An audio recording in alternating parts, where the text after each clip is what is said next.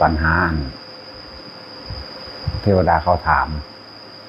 เขาว่าอะไรเป็นสิ่งที่น่ากลัวที่สุดกับใจนั่นแหละน่ากลัวที่สุดอะไรที่ชำระล้างได้ดีที่สุดยิ่งกว่าน้ำก็ได้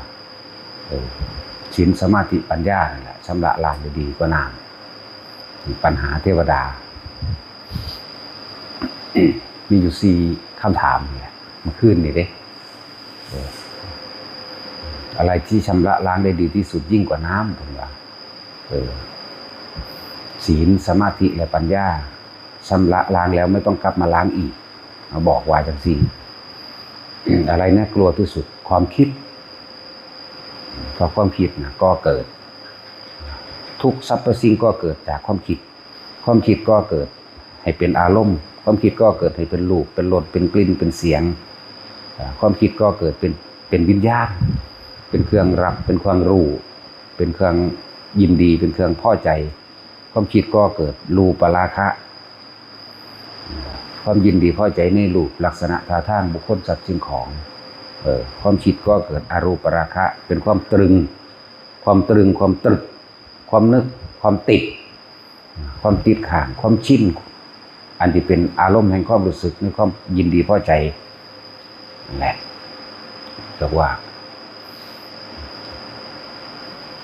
บอกมันก็แมนความเบิดนั่นแหละคือเขาถามมานั่นแหละ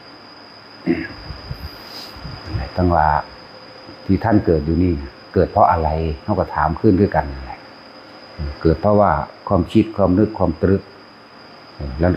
แล้วสิ่งใดน่ากลัวที่สุดล่ะบ่แม่นความคิดหรอกนั่นแหละเขาก็พยักหน้าเฮ็ดจังได๋สิหมดได้พยายามหยุดความคิดให้ได้จึงจะหมดได้จึงจะชำระล้างได้พวกเขาบ่มีรูปร่างกายคือพวกเฮามีรูปร่างกายหยาบยังพ่อบอกได้ว่าให้ท่านอาศัยลมหายใจนี่แหละเป็นเครื่องหลอกความคิดเป็นเครื่องหลอกความคิดบ่ให้มันแล่นไปแต่พวกเขานั้นอาศัยอย่างเนี่ยเฮ็ดจังได๋เขาสิหยุดได้อาศัยการตรึกตามความเป็นจริงอาศัยความตรึกตรองตามความเป็นจริงตรึกตรองมาตั้งสมัยท่านเป็นมนุษย์ความคิดของท่านบอกว่าทำบุญแบบนี้ทำทานแบบนี้รักษาศีลแบบนี้เพื่อจะได้เป็นเทพนิกายสั้นใดสั้นหนึ่งขันใดขันหนึ่งนี่แหละความคิดน่ากลัวที่สุดและเมื่อเขามาถึงเทพนิกายสั้นใดสั้นหนึ่งแล้วท่านพ้นหรือยังยังบ่พ้นยังมีความคิดยังอยู่บ่อนมีอยู่นั่นแต่ทั้งสั้นแล้วจึงบอกว่าความคิดนั่นแหละน่ากลัวที่สุดความคิดเป็นเหตุแห่งความเกิดของทุกสรรพสิ่งทั้งปวงสุขกับความคิดทุกข์กับความคิดเหตุจังใดสิบ่สุขบ่ทุกข์ท่านก็ต้องหยุดคิดเนี่ยถ้าหยุดคิดได้มันก็บ่สุขบ่ทุกข์บ่มีมันเกิดอีกว่ามนุษย์พวกเฮามีโอกาสดีกว่าเขาเด้อคือเป็นมนุษย์ยังมีเครื่องหล่อผิดพลาดแล้วผิดพลาดอีกสามารถเริ่มต้นใหม่ได้ตลอดนี่คือมนุษย์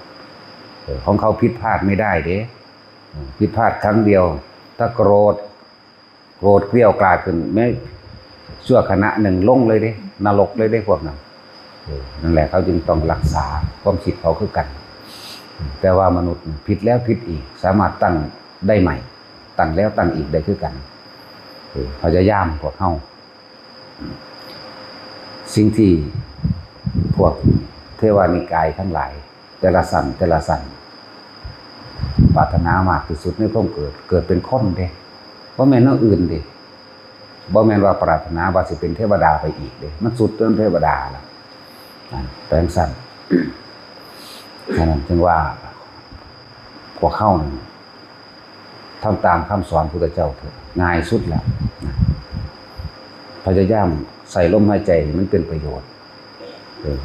พยายามอยู่กับลมหายใจให้ได้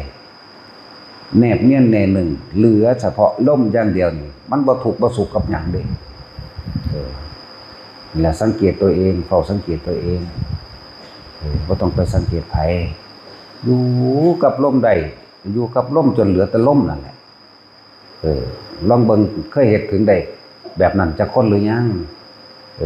ได้ถึงจุดตรงนั้นหรือยังแล้วถ้ามันได้ตรงนั้นแล้วเฮาสิเข้าใจดอกถ้ามันพ้นไปแบบใดก็ดีนั่นแหละส่วนพวกเขาเนี่ยเขามีแต่บอกว่าใส่ความนึกความตรึกตามความเป็นจริงนั่นเด้ตะกี้มาจากไสมาจากมนุษย์ทำบุญกรรมอันใด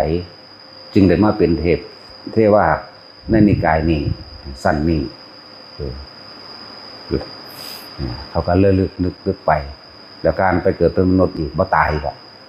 ตายเจ็บปวดป่วยแต่ว่าก็ยังมีความปรารถนาเป็นมนุษย์ว่างความปรารถนาที่ว่างความปรารถนาใส่ความตรึกตามความเป็นจริง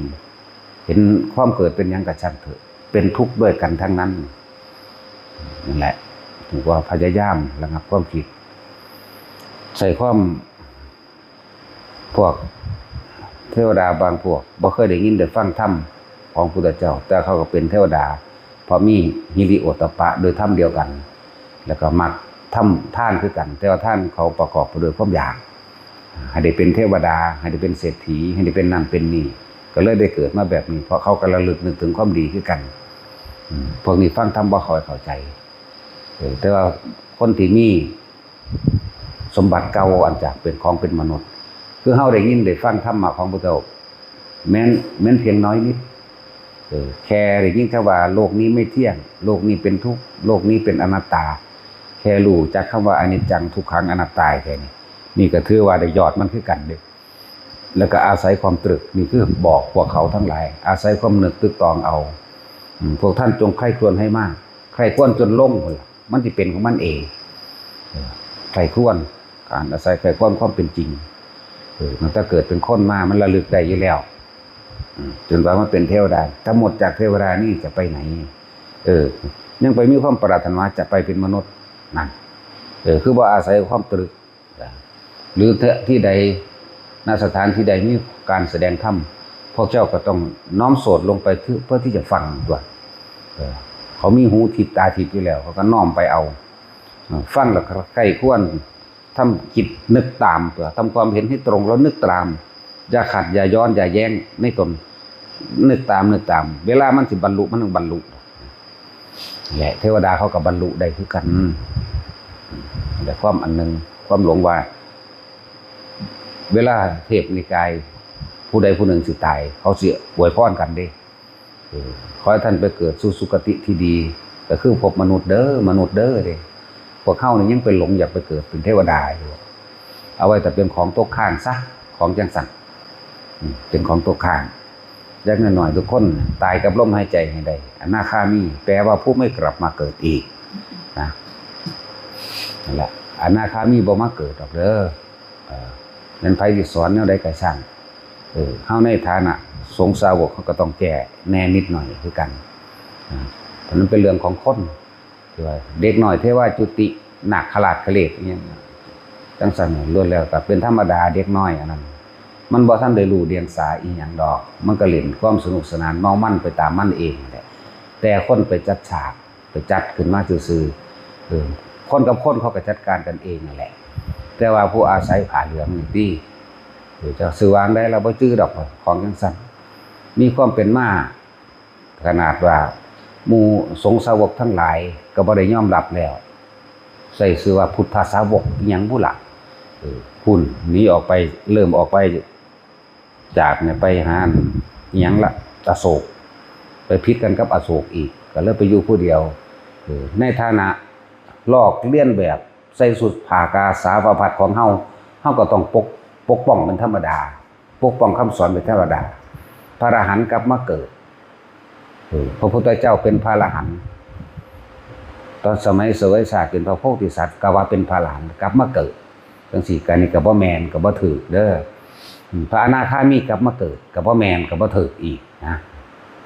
ผิดในพุทธบัญญัติแล้วก็ผิดตามความจริงพร้อมผิดตามความจริงเมื่อเขาถึงอนาคามีแล้วมันสิ้นอารมณ์ความรู้สึกโดยรูปราคะอรูปราคะแล้วมันบ่มีผู้ใดอยากมาเกิดบ่มีเครื่องรอมาเกิดพระโพธิสัตว์เจ้าทั้งหลายไม่รับรัฐพยากรแล้ว หมายถึงในรับพุทธทำหน้าเป็นพระพุทธเจ้าแล้วไม่ไปเกิดในอรูปภพเพราะอายุยืนยาวเกินไปทำให้เนิ่นช้าเสียเวลาในการที่จะบำเพ็ญความดีต่อไปไม่ไปเกิดในอนาคามีเพราะอนาคามีเป็นผู้สิ้นไปแล้วเนี่ยเพิ่นบ่ไปเกิดอยู่2สถานเห็นว่าล่ะนี่แต่จังสั้นแหละ นี่ในพุทธวงศ์มันก็อ้างพุทธวงศ์เพื่อกันว่าบ่ไปศึกษาว่าซั่นตัวเองน่ะวิปลาสอันนั้นบ่ได้อยู่ในสงฆ์สาวกเด้อเฮาก็แก้ได้ว่าบ่แม่นสงฆ์สาวกเด้อพวกนั้นใบสุทธิก็บ่มีอีหยังก็บ่มีแต่ก็ถูกครับออกจากหมู่คณะสงฆ์สาวกไปแล้วนะถือว่าไปตั้งลัทธิเอาเองผู้เดียวจะมาอาศัยผ้ากาสาวพัสแต่งตัวคล้ายซื่อๆเด้อบ่แม่นเด้อเขาเป็นข้าวกันอยู่นั่นแหละเฮาในฐานะภิกษุฐานะผู้เดินตามฐานะผู้อยู่ในพระธรรมและพระวินัยของพุทธเจ้าเขาบ่ได้อยู่ในฐานะพระธรรมวินัยของพุทธเจ้าเด้อเบิ่งประวัติแล้วก็ออกมาจากสำนักเห็นบอกมันเป็นสำนักเลยมันบ่แม่นเป็นพุทธาสาวกแบบที่เขามาอ้างไว้เด้ฟังแต่สื่อแหน่ประสาทบ้าวิปริตขนาดใดไปเปลี่ยนชื่อใหม่ชื่อโพธิญาณนามสกุลสัพพัญญูมันบ้าคักแล้วเด้น่ะมันธรรมดาเด้มันเลยแล้วเด้ไปเปลี่ยนชื่อใหม่ก็ดีนั่นแหละพยายามยกตนเองว่าเป็นพระโพธิสัตว์พยายามยกตนเองว่าบรรลุเป็นอนาคามีหรืออรหันต์แล้วสิลงมาโปรดสัตว์โลกพยายามยกตนเองแบบนั้นนะแล้วใส่สื่ออย่างที่มันคมมูไว้ใส่สื่อคมมูเฮาอยู่ในฐานะสงฆ์สาวกแล้วเฮาก็อยู่ในระเบียบของสงฆ์บัตถุอย่างแต่ของเขาบ่มีแล้วนี่นั่นแหละจึงบอกว่าในฐานะสงฆ์เฮาก็ต้องปกป้องเป็นธรรมดาแนวจังซี่พอพิษมากเพี้ยนมากเลยเด้นั่นแหละเป็นอสัตธรรมพอสัตธรรมมันจะเป็นคำจริงของพระเจ้าแต่ว่าเขาไปอยู่ในปุถุชนแล้วเริ่มเป็นอสัตธรรมปฏิรูปคือคิดขึ้นมาเอาเองว่าขึ้นมาเอาเองโดยเฉพาะเองพร้อม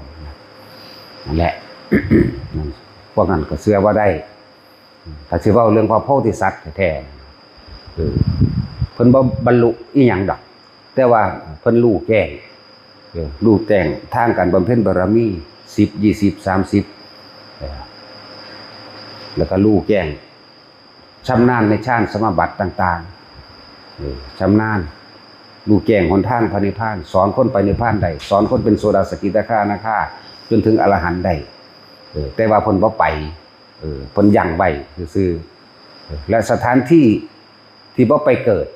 อรูปภพทั้ง4อายุยืนเกินไปบ่ไปเกิดเนิ่นช้าเสียเวลาและอนาคามีไม่ไปเกิดเบิ่งดูนะบ่ได้ไปเกิดเด้ที่เว้ามาบ่เกี่ยวกันเลยอันคิดเอาเองว่าเอาเองนั่นแหละมันก็ต้องออกมาปกป้องเป็นธรรมดาทำความเข้าใจไม่ในพระไตรปิฎกอยู่เล่มใดมันบ่มีเด้อนาคามีมาเกิดอรหันต์มาเกิดโอ้ยเนาะแต่เขาสิบำเพ็ญไปหยังแต่สิมาเกิดอยู่นั่นแหละให้พวกเขาพิจารณาเอา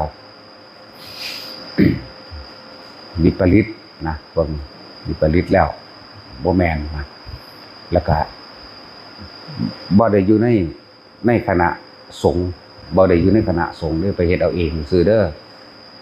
ไปเบิ่งประวัติเฮาก็บ่ฮู้ทั้งเบิดดอกเฮาก็ฮู้นิดหน่อยว่าออกมาจากสันติอโศกผิดกันต่อมาก็มาเปลี่ยนชื่อใหม่แล้วมาตั้งสำนักเจ้าของเองนะสำนักเจ้าของเองคำสอนบิดเบือนแบบนั้นบ่สมควรนำเข้ามาบ่สมควรจะให้ออกในการแสดงออกไปจังซั่นล่ะมันเฮ็ดให้คนเข้าใจผิดมากๆแนวจังซั่นนั่นแหละ พุทธเจ้าเพิ่นบ่ไปเกิดในมองซั่นน่ะแล้วเพิ่นก็บ่บรรลุหยังดอกรู้จักจะในสัตตุศาสตร์18รู้อันสัตตุศาสตร์18อย่างเป็นวิชาที่พระพุทธเจ้านำทรงมาสั่งสอนแสดงแก่โลกบ่ว่าทั้งโลกและทั้งธรรมก็อยู่ในสัตตุศาสตร์18อย่างเป็นจังซั่น แตกฉานในพระไตรปิฎกแตกฉานแน่นอนอยู่แล้วเพิ่นเกิดมาหลายมานานแล้วบ่แม่นว่าเพิ่นจะเกิดผ่านพระพุทธเจ้าเพียง24 25พระองค์เท่านี้ผ่ เท่าไหร่โกรธมันบ่แม่นธรรมดาเด้ครั้งที่เราเสวยชาติเป็นโพธิสัตว์เราได้เกิดผ่านพระพุทธเจ้า 3,584,300 โกรธพระพุทธเจ้าก็นับมาอีกเท่านั้นโกรธเท่านี้โกรธเท่านี้โกรธ100โกรธกับโอ้ยมันนับบ่ได้พุ่นล่ะจนว่านี่บ่แม่นเกิดแค่นี้เกิดยิ่งกว่านั้นอีกพูนตั้งแต่สมัยท่านยังบ่ทันได้รับพุทธพยากรณ์ครั้งที่เราตรึกนึกอยู่ในใจว่าทำอันใดทานอันใดหรือบารมีอันใดที่เราบำเพ็ญนี้ขอให้เป็นเครื่องส่งให้ถึงยังพระโพธิญาณนี่แค่นึกในใจนี่ก็พอแห้งแล้วนี่แม้ละการออกพระโอษฐ์หรือออกปากจังซี่ก็นับโกรธพระพุทธเจ้าเป็นโกรธอันไปเบิ่งตารางเขาเทียบไว้น่ะอยู่ในมงกุฎนั่นก็ได้ในพุทธวงศ์พุทธเจ้าประเภทวิริยะทิกะเท่านี้ปัญญาทิกะเท่านี้ศรัทธาทิกะเท่านี้โอ้มันธรรมดาดิโจรพุ่นดะเมื่อได้รับรัฐพยากรจากพระพุทธเจ้าองค์นี้นะมันยังมามีอีกอยู่วิริยะทิกะ16อสงไขยแสนกับศรัทธาทิกะ8อสงไขยแสนกับปัญญาทิกะ4อสงไขยแสนกับเนี่ยนี่เบิ่งดูนี่แต่เฉพาะพระพุทธเจ้า25พระองค์ที่เพิ่นผ่านพบมานี่หมายถึงว่าได้รับพุทธพยากรแล้ว4อสงไขยแสนกับมันบ่แม่นน้อยๆเด้แล้วก็ผ่านพระเจกกับพุทธเจ้าน่ะเท่าไหร่โกรธมันธรรมดาเด้นั่นแหละแถมซ้ำมาว่าพระสงฆ์เฮาไม่มีการศึกษามีความเข้าใจผิดอีกเบาอยู่ในธรรมดาเด้ตัวเองสติอิปลาดแล้วก็ยังบ่ได้รู้สึกตัวเองนั่นแหละจักซื้อวางได้ก็ลืมซื้อมันละมาตั้งเอาเองเด้อเฮาในฐานะอยู่ในหมู่คณะแห่งสงฆ์หมู่คณะสงฆ์เฮาสามารถพูดได้เด้อันนี้ก็เลียนแบบของเฮาเองแม่นบ่ล่ะแหวกคำสอนนะแหวกความจริงเปลี่ยนคำสอนพุทธเจ้ามาใหม่อนาคามีจะจังได๋สิมาเกิดอีกนะเลี้ยงเด็กน้อยเทวาจุติยังว่ามันไร้เดียงสาแต่ผู้ใหญ่จัดฉากขึ้นซื่อๆนั่นเรียกว่าเป็นเดียงสาเป็นเรื่องของคนก็จัดการคนเอาแต่ว่าผู้เลียนแบบสงฆ์นี่ที่เฮาก็ต้องจัดการเป็นธรรมดาคำว่าจัดการแค่ว่าให้ความเห็นใหม่ให้ความเห็นที่ถูกนะศึกษาเอาในพระไตรปิฎกนั่นแหละอีหยังก็เดินถ้าใครอยากรู้ก็ดี นั่นแหละคนแตกฉานในอภิญญา5บ่แม่นอภิญญา6เพิ่นเว้าเพิ่นไปอ่านคำเว้าใดบุแล้วมาว่าอภิญญา6อภิญญา6มันก็ประกอบด้วยอาสวะขยายานจังซี่มันบ่แม่นอภิญญา6มันต้องมีชระพิญโยมันจึงจะเป็นอันนั้นมันตั้งหากของเพิ่นบ่ได้ว่าเพิ่นแตกฉานในอภิญญานี่คืออภิญญา5บ่แม่นอภิญญา6อันไผเว้ามานั่นน่ะมันต้องมีคำว่าชระด้วยเป็นตัวน้ำหน้าถ้าพระศาสดาสิแสดงแล้วนั่นน่ะเป็นผู้สำเร็จวิชา3มั่งอภิญญา6มั่งหรือชระพิญโยเพิ่นมีคำน้ำหน้าอยู่และปฏิสัมภิทัปปโตมั่งตัวนี่เว้ามั่วไปเบิดนักธรรมก็ว่าจบแต่ว่าเรียนไตรพระไตรปิฎกก็ว่าใครก็อ่านได้ว่ามั่วก็แม่นอยู่ดอกไผก็อ่านได้แต่ว่าบอกคำมันจริงแน่อย่าไปเว้าคำมันปลอมหลายอย่างสั่นพระโพธิสัตว์เฮาพูนอาทิตย์เดียวเท่านั้นแหละเขาเจ้าก็สามารถยังฌานสมาบัติทำให้เกิดขึ้นได้สำเร็จสมาบัติ8อภิญญา5เพิ่นสิว่าอภิญญา5บ่แม่นชระพิญญาแล้วทุกคนฟังแล้วก็ละทิ่มซะบ่ต้องไปติดตามบ่ต้องไปเบิ่งหยังดอกมันเพี้ยน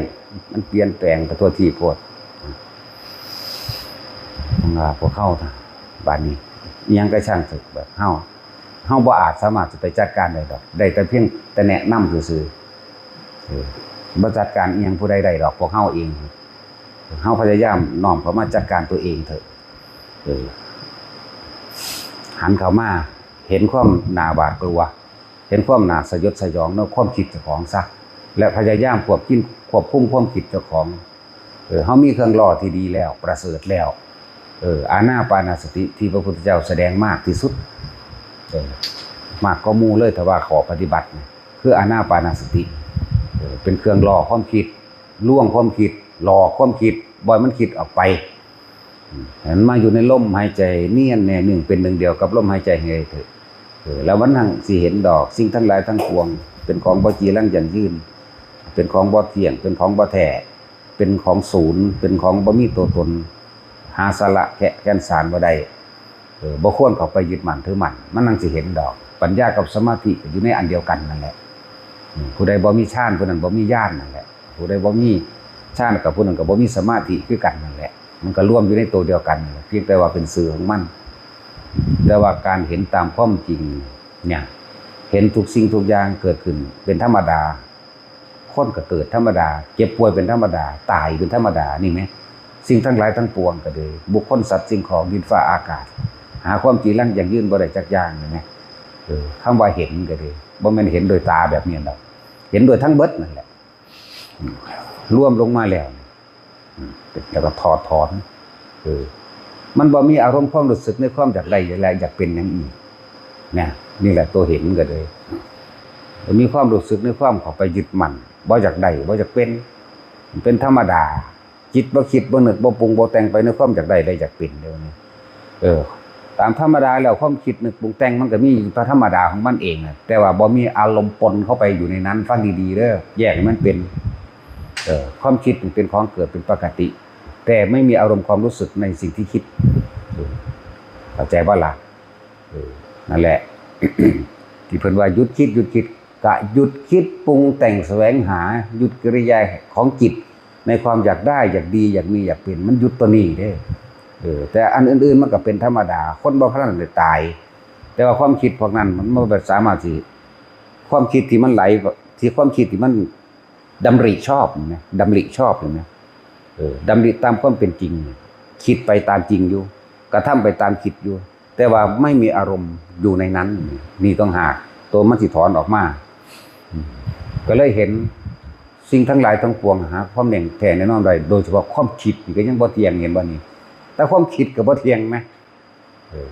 ความคิดก็บ่เป็นแหละแต่เฮาบ่เข้าไปยึดเอาเพราะว่าเฮาดำริหรือความคิดนั่นแหละคิดเสร็จโครงการใดหนึ่งขึ้นมาพอเฮ็ดไปแล้วมันบ่เป็นไปดังที่ตั้งเอาไว้ก็บ่มีอารมณ์เข้าไปปนเสียดายหรือโมโหหรืออันใดอันหนึ่งเข้าไปปนเด้นี่แหม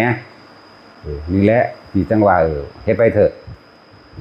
แต่เฮาไปถอดถอนให้ผู้ใดบ่ได้แต่แน่แบบนี้เห็นเหมือนกันนะเห็นเหมือนกันแต่ว่าคิดไม่เหมือนกันเห็นเหมือนกันคนหนึ่งยึดคนหนึ่งไม่ยึดนั่นสั่นนั่นแหละมองมันสุดมันก็สุดอยู่นี่แหละคำว่าอาสวะขยะยานอาสาวะหมายถึงอารมณ์ความรู้สึกที่ยังคล้องอยู่ขยะนี่ก็คือของถิ่มของเสียของอยู่เล่นขยะอาสาวะขยะทุกคนทั้งเบิดละอารมณ์ตัวเดียวกันจึงบอกว่ายังกระชั้นเถอะถ้าพวกเฮาบ่มีอารมณ์ล่ะมันก็จบล่ะมันเจ้าสิคิดมันเจ้าสิเว้ามันเจ้าสิให้กิริยาภายนอกแบบใดก็ตามแต่ว่าบุคคลผู้นั้นรู้ในตนเด้นั่นแหละรู้ในตนเองว่ามีอารมณ์ความรู้สึกในความข้องเกี่ยวอยู่หรือไม่ข้องเกี่ยวนี่คือพอใจกับไม่พอใจอยู่หรือไม่เท่านั้นนึงเด้บัด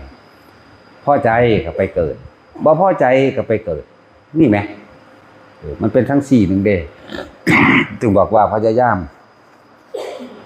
หลอกล่อความคิดให้มันอยู่กับลมให้มันอยู่ในกายแห่งตนซะลมหายใจนั่นแหละคือกายในการหนึ่งเฮาก็จะเห็นเวทนานอกเจ็บปวดร้อนหนาวเวทนาในคือความรู้สึกพอใจบ่พอใจนั่นแหละแล้วก็มันก็จะเห็นดอกจิตเป็นผู้คิดผู้นึกผู้ปรุงผู้แต่งผู้แสวงหาสังสมก็อยู่นี่ทั้งสะสางอยู่ในนี่มันจะเห็นต้นเหตุของมันทั้งเบิดต้นเหตุและสาเหตุก็คือจิตนี่เองเนี่ย